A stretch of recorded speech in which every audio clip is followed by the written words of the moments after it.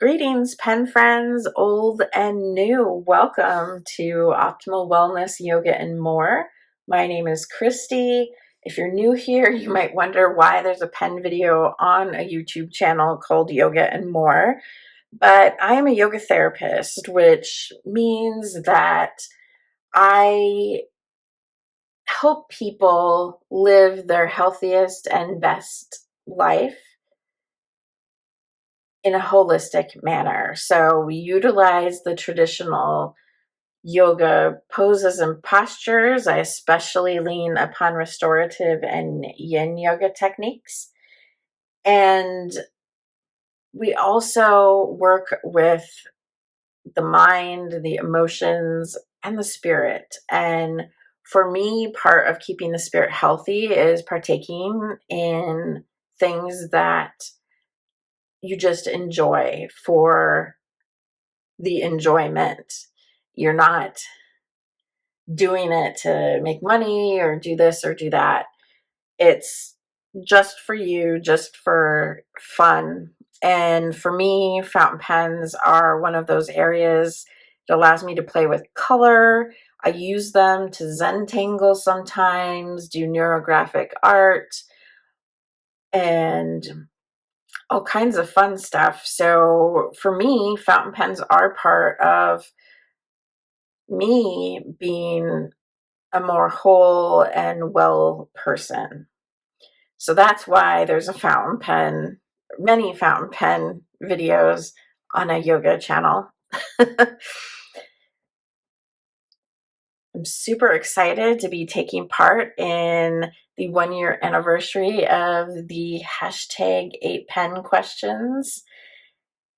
Hashtag that Simone and Leanne Likes started last year. And I am very grateful to Simone for organizing it so we can just kind of move from channel to channel throughout originally the month of March, but the last I heard, we have people lined up through April 14th. There will be a link in the description box below on where you can sign up to fill out the form. Of course, it doesn't have to be that formal. You can also just jump in and use the hashtag and answer these questions yourself. So let's get down to the questions, shall we? Okay, question number 1. When and how did your fountain pen journey begin? Well, it begins on the Ides of March in 2000 when I met my now wife through the Yahoo Personals. Yes, back before Match.com, and yes, we met on the internet. The day we started chatting online, we actually met up in person. And before too long, her social circle became my social circle before we were even like officially dating. And one of her friends was a collector of fountain pens. And that sparked her to pull out a vintage Waterman that she had gotten for her high school graduation from her eldest sister. And then one Sunday afternoon, we were trolling the flea markets in Fort Collins, Colorado, and I fell in love with this little ring top lever fill pen. Has a gold nib that's nice and flexy, not a wet noodle, but you get flex out of it. Unfortunately, the bar inside that squeezes the sack when you open the lever, that broke like after one fill or so. Eventually, we got that fixed, but then the pen was always drying out. I thought it was a combination of this large breather hole, the dry climate in the Front Range of Colorado, and the fact that I would wear it around my neck like a necklace. So I just put it away and was kind of frustrated. Then, somewhere around the 2001 2002 mark, Amelia ordered herself a black Pilot Vanishing Point, the old style with the faceted body. And at the same time, she ordered me this Schaefer Prelude in an extra fine. It's currently inked up from, my pen experiments that I'm working on. Yes, I still haven't finished those. I swear there will be a video about it eventually. So this was also on discount from Levenger. And that is kind of where my fountain pen collection, as it were, sat for quite some time. And I went through phases of using the fountain pen and not using the fountain pen. Occasionally, when I wasn't using it, the pen went MIA, but it always showed up when I was ready to use it again. And I'm so grateful for that. I still really like it. It's heavy because it's a metal body, but the grip is not metal, which I appreciate. It has ever so slightly of a triangle grip, kind of like the TWSBI. And I just enjoy it a lot. It fits my hand nicely. Then fast forward even further to 2015, midsummer of 2015, we moved to the East Coast from Colorado. We downsized from a ranch house to a 900 square foot apartment until just 2 years ago, not quite 2 years ago. And I fell down the rabbit hole of bullet journaling and bullet journal videos on YouTube. And some of the bullet journalers I was watching were using fountain pens, and that made me get mine back out, which prompted Amelia to get hers out as well. And we had to order ink. So we ordered a bit of ink. The bullet journal channels then got me hooked into some of the pen channels. At that time, I was watching the Goulet. It wasn't called Pencast. I don't remember what they called it back then. I watched the Goulet one, SBRE Brown, Pens and Tea, Fig Boot, I think, and a few others, some of them that are no more. And I learned so much about fountain pens, so much more than I knew going in. So then my birthday of 2016, I got this Pilot Falcon in red, soft, extra fine. It's the pen, the Falcon pen, not the Falcon nib in the other bodies. And I got this at Farney's, which is basically on Capitol Hill, and I believe is closing. I don't know. Ignore that because I don't remember. I don't really frequent there because I felt you didn't get attention if you didn't look like you belonged on Capitol Hill. Let's just leave it there. So I got that Pilot Falcon so that I could flex like my vintage pen. Then we went to the DC Super Show in August of that year, and I got a functioning vintage pen. This is a Parker Vacuumatic with the button fill.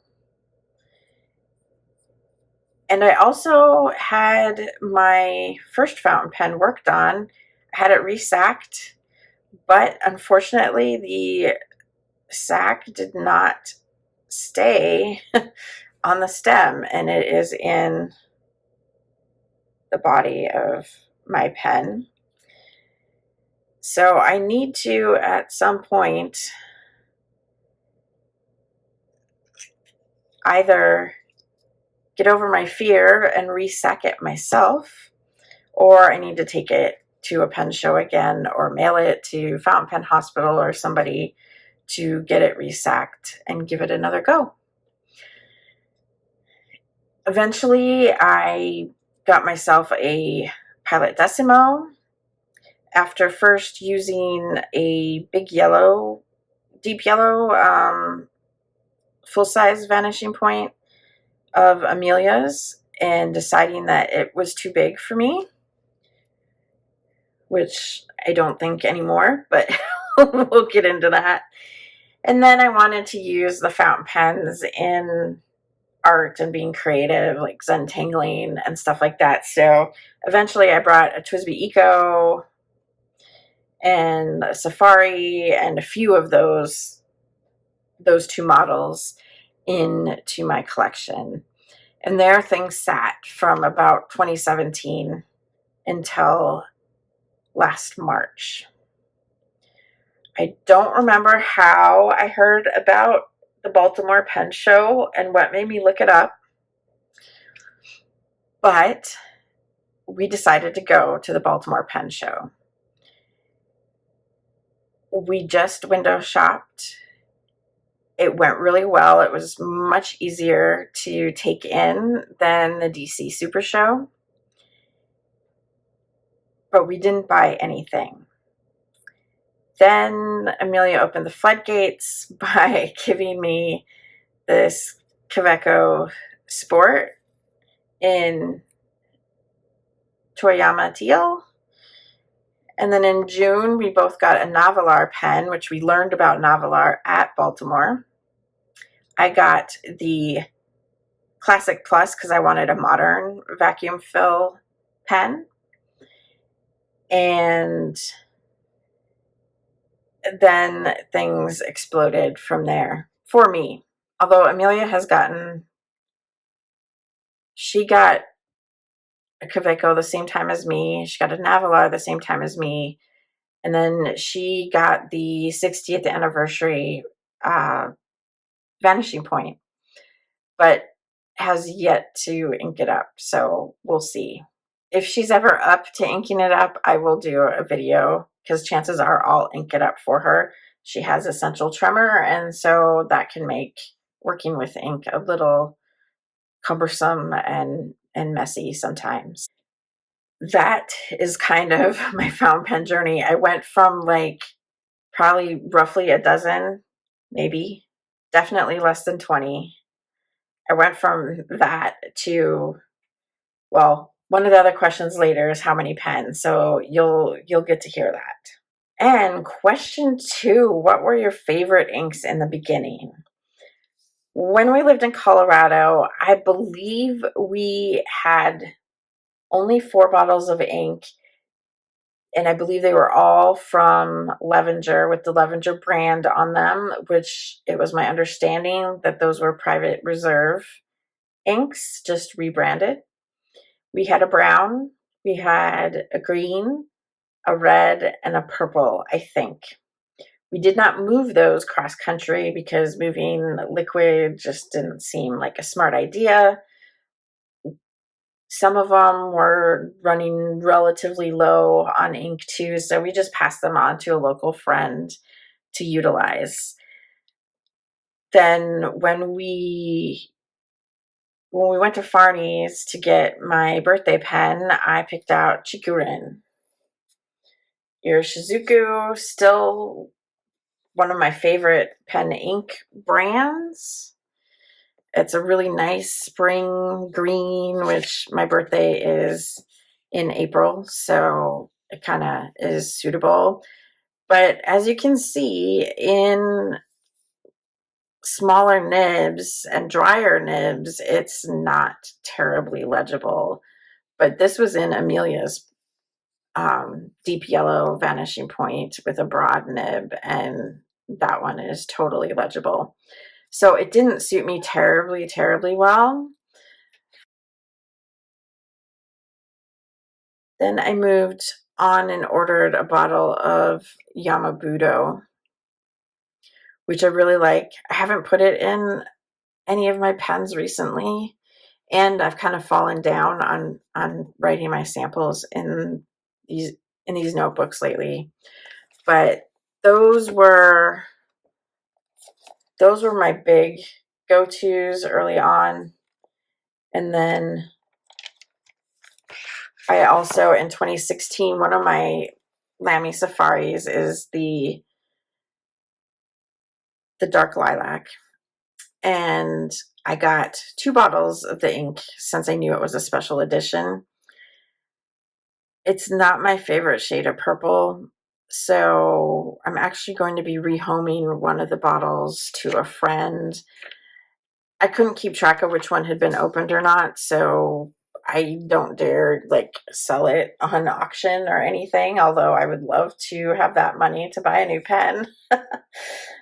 So those 3 inks were kind of my primary inks in 2016, 2017 time period. And then at that point, life just kind of got away from me. Bullet journaling fell to the wayside. Using my fountain pens fell to the wayside because so much stuff was going on in my life. And then when things rekindled, when I went to the pen show and kind of got wind in my sails to dust off my fountain pens, I learned about all these Eastern companies, Tarnishi, Sailor, Troublemaker, in the Indies, like Birmingham Pen Co., which is actually like sort of right up the street from us here in the DC metro. So I've been exploring more of those. I have quite a bit of Birmingham Pen Co. at this time. And of course, Diamine, we actually got a lot of Diamine in the 2017. We did a Cult Pens order when the exchange rate was highly in our favor and got a ton of the 80 ml bottles. I don't know how we're ever going to use those up. And then I've gotten some more of the 30 ml bottles this year. And I think that's just a really happy size. It doesn't take up a ton of room. I could conceivably use up that ink. And Diamine is just, relatively consistent and well performing. Just like I know if I have a dry pen, go to my Shizuku because those are always highly lubricated and flow really well. My color choices have shifted a tiny bit. I'm not so much into the brightness of these colors. I'm more for the muddy colors. This is Taranishi Opera Rose. This is Sailor Kitsune Biori, and Diamine Twilight. Those sorts of colors are kind of my jam right now. My favorite purples right now is Shikiori Hara Hara from Sailor and Diamine Dancing. Really like those. They're a little less saturated, a little muddier. My favorite green is Alt Gold Green, which is really similar to the Chikurin, but darker. So it is legible with most of my pens. And then Diamine Twilight, almost a teal black, turquoise black. I really, really love that. And I only recently got myself a bottle. I had been saving my precious 2 ml sample from Goulet forever. And then Diamine Prussian Blue I really like too, because it's kind of more of a cool gray rather than just a blue. So again, it's less saturated, it's a little muddy or dusty. I did find that when it's in my Decimo, I can't really differentiate that from the Foyu Soigan from Irishizuku. In that fine line, they look pretty much the same. So that's where my tastes have gone. Oh, and also light inks. I've really gotten into using light inks. Last summer, I was gifted a sample of Tomo and Lynn's Kaleidoscope Ibuki. Yeah, Kaleidoscope Ibuki Shimmer. And loved it. Unfortunately, it's gone. It's no more. So I started getting samples of some lighter inks. Like this is Dominant Industry November Leaves and also Dominant Industry Winter Pine. Those are probably 2 of my favorites. Also, several of my Birmingham Pen Co. probably work as that. And the reason I've gotten into those is I like to use them as highlighters in my planner. So that is how my inks have shifted. I would love to hear what your favorite inks are, especially if you like dusty, less saturated colors. I am always looking for more inks to try. And question 3, how have your ink and pen tastes changed over time? For the pens, let me, for the pens, I've moved into slightly larger pens. When I picked out my Falcon, I also tried this, a Conklin Durograph, and they're not even in the same like price range. I don't even know why, but I felt like this was way too big for me at the time. And which is kind of funny because the Prelude, well, it's not large, it is heavy. So I don't know what my problem with the Conklin was, but I really liked this cracked ice look because I felt it was kind of a nod to my vintage pen that I don't write with. I ended up getting this in November during a good fountain pen day sale. And when I went to Philly in January, I got my largest pen to date, which is the Arlington model from River City Pen Co. It still takes just a number 6 Yovo nib, but it's got a really girthy grip. It's pretty hefty because of how big it is. And the jury's still out whether I think it's too big or not. I haven't done much long form journaling with it yet at this point. So we'll see. I haven't taken down metrics like grip section width or anything like that on my pen. So I don't know what my range is for comfortable grip size necessarily, but I have moved into a little girthier pens. Like I have getting a full size Vanishing Point on my wish list because I think that it would suit me. That said, I still acquired some small pens, a Pro Gear Slim, a Pelican M400 this year, and then I have quite a few Jinhao 82s. I'll get into that later. So in general, my tastes are skewing a little more formal, a little more expensive, a little larger pen. And I would like to get into some pens that use like a number 8 nib. I have one Jinhao that uses a number 8 and I like it, but I also know Jinhao isn't like the king of nibs. As far as inks, I kind of answered that in the previous question. I've gone from kind of bright, bold, saturated colors to more dusty and either darker colors or really light colors for highlighting, especially since I put together my Pilot Parallel nib into a Pilot Spare sign pen.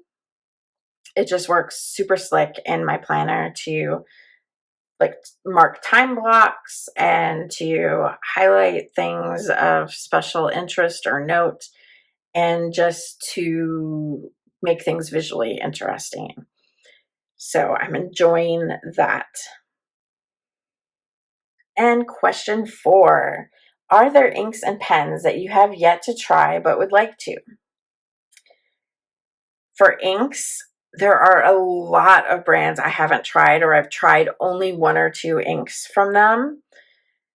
Teranishi, Sailor, Wearing Gold, Troublemaker, I haven't tried any from. I think Wearing Gold, I've just had 1. I haven't tried Vinta, Andorilium, Octopus inks,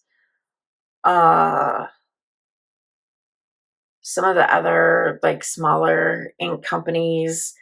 I am saying no to Robert Oster, and like I almost never use our Noodlers inks. Like they aren't even out on the shelves regularly because I don't care for their performance and I don't care for the philosophy of the company, which is kind of my issue with Robert Oster too. You can go look it up if you're interested. I won't go into details here. But yeah, I'm open to any inks, especially inks that are like lower saturation, a little dusty, a little murky. Love me a murky green. I really need to get my hands on some Goose Poupon, or that. I think Muddy Bucket is Robert Oster, so no Muddy Bucket for me. But I would like some more of those real murky greens, browns. I'm into the dusty roses and the pink browns. I have mostly samples, but I did just this month, well, February rather. I did just in February get these two Twilight, the dark. I would kind of like to try the Platinum Black series, especially the Lavender Black and the Cassis Black, possibly the Sepia Black. I would like to try those. As far as pens, I want to try the larger pens. Like I said, I want to try pens that are using size 8 nibs. So, or the equivalent or larger. I'd like to try the Sailor Pro Gear and the Kinga pens. I'd like to try the Pelikan M800 and M1000. I'd like to try a vintage wet noodle pen. I don't have any Italian brands in my collection so far. So, I'd like to check out like Leonardo, Delta, uh, Scrivo in Italy. I can't remember. I know they are one of the two companies that formed from Omos. Anyway, I'd like an Italian pen or two in my collection, and I don't have any platinum except a couple preppies that we have around. I'd also like to get into more specialty grinds on the nibs. I really just started that in January at the Philly Pen Show, where I got a spear point, a SIG. Oh, and in November of last year, I got the Journalers nib from Esterbrook as well. So I'd like to continue that. I'm thinking the Reverse Architect is going to be my nib, or a Cursive Smooth Italic.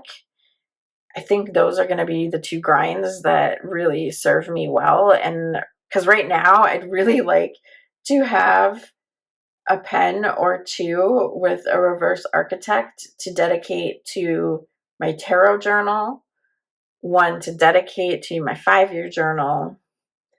And it would be kind of nice if my 3 colored pens that make up my main bit in my daily planner were also Reverse Architect, so I could be bold or not bold with any of the colors. So we'll see. That'll add up. Yes, a ground nib is less than a new pen, but, well, less than some new pens. But it is like more than a TWSBI, more than a Sport. So we'll see how I do building up that collection. And question number 5 is, what is your holy grail pen? Well, I'm not sure that I really believe in a grail pen, so to speak. I'm not one who likes to daydream about something that I'm never going to have. That said, there are pens on my wish list that are beyond the price point that we've spent on a fountain pen so far. either Amelia or I. And they would take significant saving up to get. The one that I would most love to have is the Sailor Pro Gear or Pro Gear King of Pens Fika cup. It's a blue pen, but it's really more of a memory thing for me. I have a lot of Swedish blood in me. I resonate with a lot of the daily routine of my Swedish grandmother, which really included fika. She didn't call it that, but that happened both in the morning and in the afternoon. And for many, many years in Colorado, we would practice fika. Sometimes just Amelia and I, but often we would bake and have friends over and enjoy good coffee and sweets. And I love the Swedish baking recipes because they use like a third the amount of sugar as the American recipes. And fika is an important thing to me. For those of you that don't know what fika is, it's a pause to have coffee, but it's more than that because it's to do that intentionally and mindfully, and to talk with your coworkers or the people you're with, and to talk about things that are not about work. So I would really, really like that pen. There is a Pro Gear Slim Fika pen. I don't remember what the other part of the name is, but the body is the semi-translucent red, so you can see the converter like a shadow in it, which I'm not a fan. Like, either show me the converter all outright or don't show it to me. In general, I'm and in general with a converter, I would just rather not see it because I don't find the converter to be anything particularly special to look at. So I would prefer it to not be translucent. That said, if I found like a really good deal on the red Pro Gear Slim, I would get it. There are, of course, some other higher end pens that are kind of, on my someday maybe list. I think I forgot to mention wanting to try the Magna Carta Meg 600, which is supposed to be like one of the best um, modern flex pens. Um, I would like a full size Vanishing Point, and I would like a Lamy 2000. Those are quite likely to happen. I would kind of like a copper or brass pen. I like the idea of supporting a small guy, so going with Schon Design. But the price point is a little high. And if I went with Schon Design, would I feel like I should really get the Monarch nib? And the Monarch nib is quite expensive too. And I just need to try the Monarch again. I tried it at Philly. I need an opportunity to try it some more. I wasn't seeing the specialness in it aside from just that it's a different shape and manufactured in a different process, which I enjoy. I want to support new engineering and things like that, but I don't know if I'm willing to do that and say no to another pen or that. I haven't decided at this point. So that's kind of my pen wish list in addition to that Holy Grail pen. Um, if you have one of those Fika Cup ones that you're willing to part with for a steal, please let me know. Or if you come across one for a really good price, let me know. I still don't know which I'd want more, the King of Pens or just the full size Pro Gear, because I haven't really had my hands on either of those for a significant amount of time. But at least I do know that I like Sailor feedback. It doesn't really bother me. It's different, but I like it. And question number 6, how many pens do you currently own? So here is my Penventory to date with approximate acquisition dates. I am at 44 pens or 43, depending. You'll see that I counted the Pilot Spare Sign pen and the Pilot Parallel, but those were Franken penned into just one pen. Also, in my mind, in my brain space, all these Jinhaos and knockoff ones aren't really part of my collection. I know that's not really fair, but part of the reason I have them is because I like my pens and inks to match to a certain extent. It helps me remember what colors in what pen. And I don't have all the colors in non-Jinhao pens. So they're kind of my bridge to eventually having a rainbow of pens. So whatever ink I want to use, I can find a pen to go with it. Also, I look at the Jinhaos as an opportunity to practice my nib tuning skills, both like making a nib right wetter, making it right drier, smoothing the nib, all of that stuff. It's good to practice that on something that you're not too precious about. And then I always have some pens on hand that I can just give away.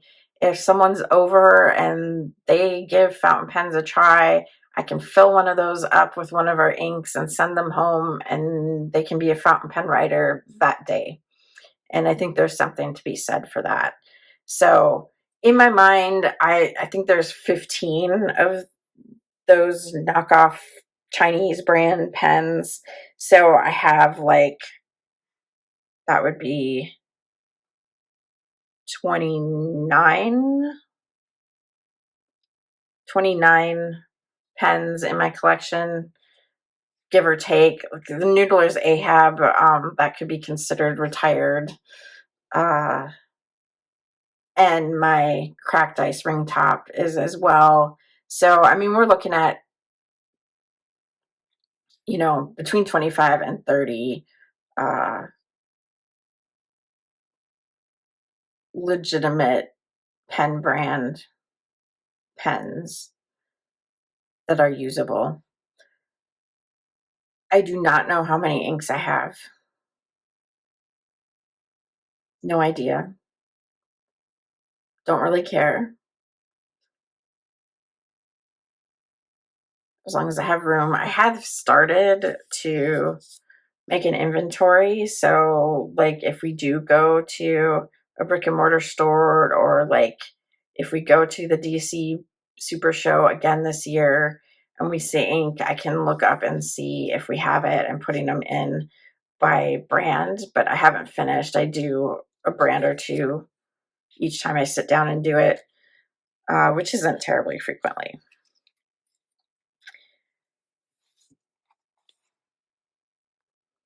Question 7, do you have a limit on pens or inks in your collection? Is it a number? Is it a feeling? When do you know that you have reached your maximum? Well, for me, I don't need to put any further restrictions on things I enjoy. I live with chronic pain. I have had chronic pain since January of 2000. And that puts enough limits on my life. It dictates how long I can stand still and how far I can walk and whether I think I have enough energy and the pain managed well enough to even leave the house. So I don't really feel the need to add more constraints to my life, especially to something that brings me joy and makes me happy and allows me to connect with a community. I have to say, Simone's Discord has been like a lifeline for me in this last year. They're so amazing. Everyone is so respectful, even of differing opinions. It's just It's been amazing, and I really feel like I'm part of a community there, and that has been important to me. But anyway, back to back to the question at hand. I do not have a limit on the inks. I don't even have a limit on the pens. It's more like, do I have the space? Do I have the brain with the brain power, the mind space for it, or am I getting overwhelmed and having difficulty choosing what pens to use? That's really the deciding factor, which brings us to the last question, because these kind of go together. What would you do if another pen slash ink came along? Well, for me, as long as I'm not exceeding my means, either monetarily, spatially, brain space wise, I will add it to my collection. And I will occasionally, look at my collection and see if there are things that just aren't getting any love and attention, and I'll perhaps rehome them. But it's not a one in, one out situation. There isn't a capped number. Because again, I just don't need to put extra constraints on things because I feel like I have enough of that, both in, setting deadlines for work and just all of that stuff. I don't need the pressure in something that is supposed to be fun. And everyone is entitled to their own. Maybe some of you have been doing it long enough and what that rough number is that has you feeling overwhelmed by too many choices, or maybe you have a really clear sense of style. Like, I look at my pen collection. I mean, this isn't the whole thing, but when I look at my pen collection, I'm like, what is my style? I don't know. I'm all over the board. But then you look at like Karina, and she's definitely got a style and a look to her pen collection. And maybe I'll get there one day. Maybe I won't. I don't know. I have yet to ever sell a pen. I haven't rehomed a pen before. The ones that I would consider rehoming right now, I don't know that it's really worth it, because it would be maybe the Twisby Ecos or the Lamy Safaris, but I've kind of fallen back in love with the Lamys, and I've given my Ecos a very specific purpose. So even those, it's like I don't need to move them along. So I don't know. Everyone, to each their own, I guess, is what I'm saying. I won't judge your collection. Please don't judge mine. But I'm open to discussion. Like, what do you have a number? What is it? Or what decides for you whether you get a new ink or a new pen? And how different, this is one I've been grappling with. How different do two colors need to be to justify having both in your collection? Because when I was considering the Teranishi Opera Rose, I have samples of Colorverse Brunch Date, uh, Goya Hama Ochre from Kobe, and I think the Rudolph from J. Urban. They're all very, very, very similar. And it's like, I can justify having all of those in samples, definitely. But can I justify more than one of those in a full-size bottle? Not quite sure what the answer is there. What's your thought? How different do the colors have to be to justify them? Well, that's it.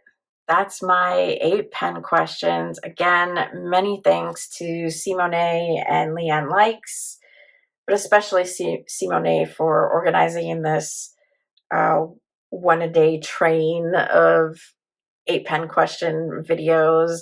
It has been super fun to meet some of you. Some of you are brand new to me, and It's been lovely to meet you and to learn about your fountain pen journey and points of view. And I hope you enjoyed spending time with me and hearing about mine. I hope you have a wonderful rest of your day. And until I see you again, please be safe and be well. Aho, and so it is. Bye.